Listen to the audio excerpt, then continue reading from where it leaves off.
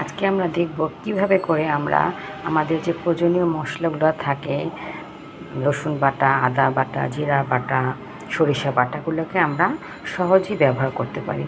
আমরা সাধারণত কী করি, আমরা মশলাগুলোকে বেটে এরকম একটা বক্সে রেখে দিই। দেন যখন বক্সে আমাদের অল্প একটু প্রয়োজন হয়, আমাদের কী করতে হয়, সম্পূর্ণটুকু আমাকে গলাতে হয়, কারণ নহলে আমরা এখান থেকে আমরা নিতে পারি না।